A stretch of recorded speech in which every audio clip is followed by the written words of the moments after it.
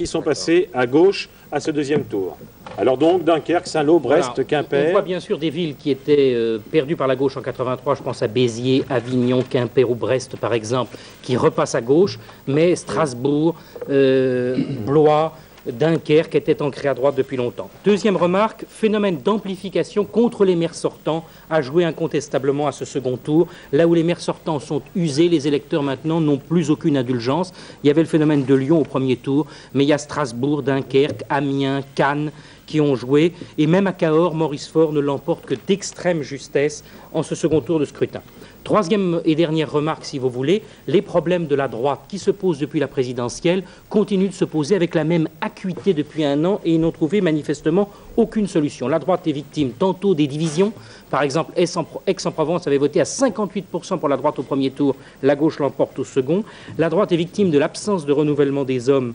On l'a vu dans un certain nombre de villes comme à Strasbourg, Salon de Provence, etc. La droite est aussi victime, comme toujours, du problème du Front National. Malgré la baisse du Front National au premier tour, le fait que les scrutins se jouent à quelques centaines de voix près fait que quand le Front National est en mesure d'arbitrer, de se maintenir au second tour, d'avoir de mauvais reports, on voit que ces électeurs se dispersent et font souvent passer la gauche par ce phénomène. Merci Jérôme. Pierre-Luc, un mot? Alors, simplement, je crois que est confirmé lors de ce deuxième tour une tendance qu'on avait observée au premier tour, c'est-à-dire que l'électorat a donné davantage sa sympathie et ses voix à ceux qui ne jouaient pas dans le registre des partis, la partition stéréotypée des discours de partis, mais privilégiait le registre pragmatique et on pourrait dire du recentrage. Vous vous souvenez de Michel Noir, Alain Carignon, Dominique Baudis, Robert Vigou au premier tour. C'est le cas sans doute également au second tour de Catherine Trottmann, Jean-Marie Bockel ou encore Michel Delebarre.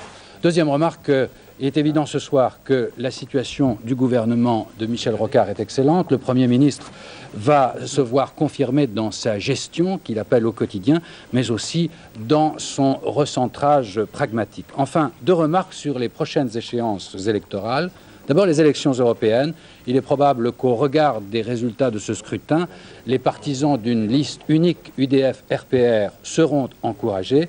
Et puis, deuxième remarque, à propos des sénatoriales qui auront lieu en septembre, on peut penser que ces résultats devraient donner à la gauche une vingtaine ou 25 sièges nouveaux au Sénat. Merci Pierre-Luc. Un mot, Jérôme, sur le 20e arrondissement, une toute première indication. Le 19e, un risque évidemment, car ce sont de premières tendances de la Sofres.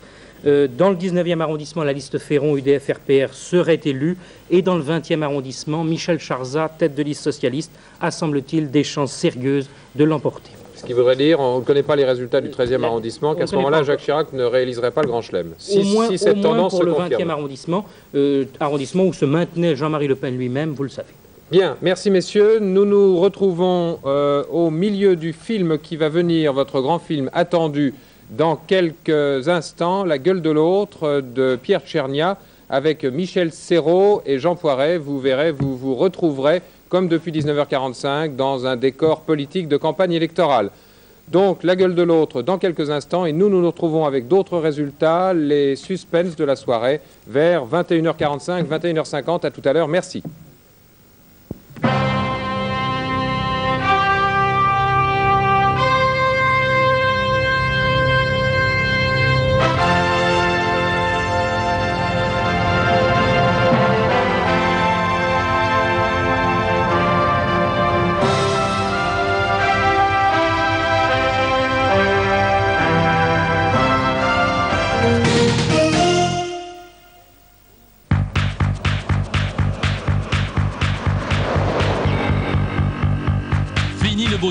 Pluie abondante sur la région.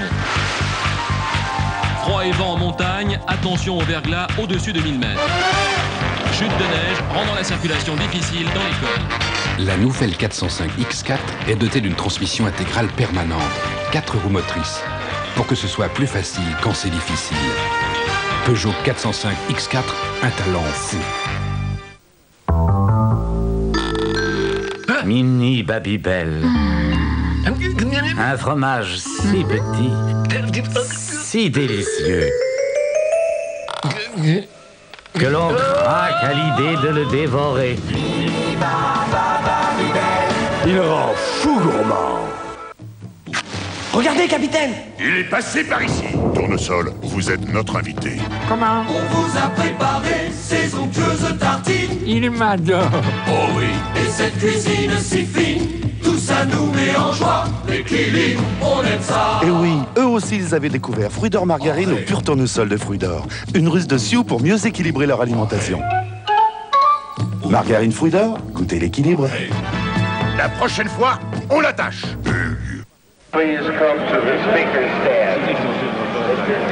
La plupart des bonbons à la menthe se contentent de rafraîchir.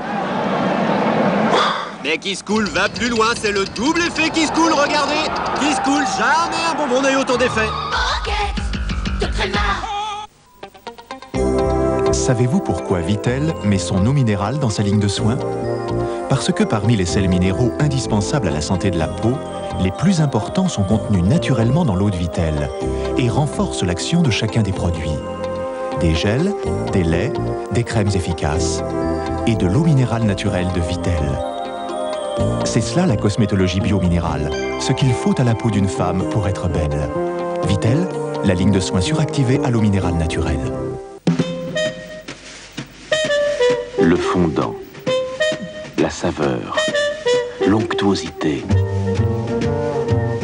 l'arôme, tout le plaisir, tous les plaisirs d'un chocolat de grande origine. Nestlé dessert. Nestlé, c'est fort en chocolat. Il vous préserve intact jusqu'au soir. C'est le déodorant Obao fraîcheur sèche. Sec, il évite la sensation d'humidité.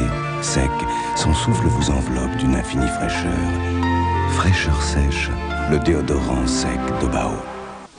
Ah, c'est vraiment n'importe quoi les copains, ils veulent me faire croire à moi qu'avec ma petite faim, il y a un raider qui rapplique juste en faisant clac-clac avec mes petits doigts. Comme dans leur pub là, de qui se moque-t-on? Non mais vous imaginez, je fais ça et ouais bien cette pub. De doigts contre faim. Smacks, c'est si bon qu'on fait des bons. Smacks de Kellogg's. J'ai découvert les chats il y a 5 ans. Et avec mon Calinou, ça a été le coup de foudre. C'est pas si facile de connaître les chats. Mais quand on y arrive, on découvre un autre monde et c'est extraordinaire. Allez, Calinou. Je suis très heureuse d'avoir un chat parce qu'avec lui, j'ai découvert des choses complètement nouvelles pour moi. Au début, on croit que la nourriture, c'est pas très important et que toutes les marques se ressemblent. Ah ben moi, j'ai tout de suite compris qu'il préférait Whiskas. Whiskas, c'est le choix du chat. C'est ce qu'il préfère, c'est évident. Découvrir les chats, c'est apprendre ce qu'ils aiment. Whiskas, le plaisir des chats difficiles.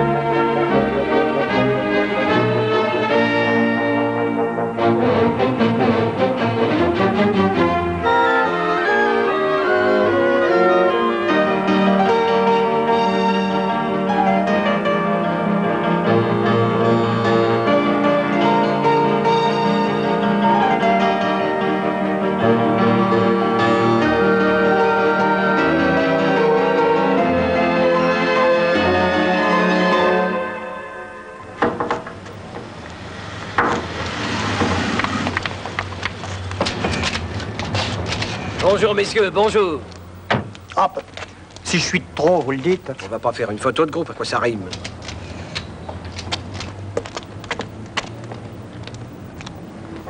Le voilà. Alors, qu'est-ce qu'on lui dit? Qu'il ne fait pas de face-à-face. Enfin, Garibier, c'est impossible. Tu sais lire? 7 points de moins au sondage ce matin. Et alors? Ah ça oui, alors ça fait bien pour représenter le CIP à la télé. N'exagérons pas, il est encore très populaire. Non, Berthaud. Les gens commencent à se poser de sérieuses questions sur son compte.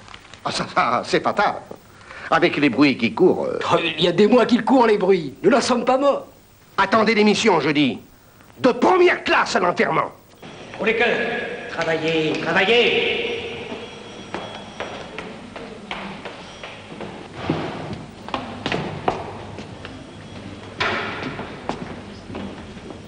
Remettre Perrin en question à 5 jours des élections, c'est vraiment du suicide. Il n'y a pas que Perrin. Le CIP, c'est pas uniquement Perrin. Pour affronter Favoreau, je dis, il ne manque pas d'hommes ici au passé, moins discutable. Bon appétit, messieurs. Martial. Alors, on veut passer à la télévision? À la place de son vieil ami? Non, mais comprends-nous, Martial. Mais tu as raison, tu as un beau physique. Mais j'ai peur que tu manques encore un peu d'autorité. Je ne voudrais pas que tu te casses la figure devant plusieurs millions de téléspectateurs. Ça me ferait de la peine, hein, mon gros. Fais les préaux d'école pendant quelque temps encore. Rôde-toi bien. Un jour, tu passeras à la télé, j'en suis sûr. Tu sais, je ne suis pas éternel. Je ne veux pas vous déranger. Vous avez sûrement encore à discuter. Je vais passer juste prendre mon courrier. Oh, les cœurs!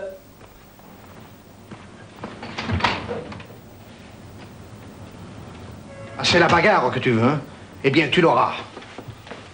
La seule façon de ne pas prendre une veste dimanche, c'est de se désolidariser de Perrin. Je vais passer un communiqué à la presse. Non, bon, vous voulez rire ou quoi? Pardon? Oh, Perrin, est-ce qu'il aime? Mais c'est le seul qui fasse le poids dans ce parti, vous le savez parfaitement. Alors si j'ai un bon conseil à vous donner... Mais je n'ai pas besoin de conseiller, moi, monsieur Constant. Je ne suis pas Perrin. Je n'ai pas besoin qu'on m'écrive mes discours, moi. Comprenez-vous? Alors, on ne vous retient pas, monsieur Constant.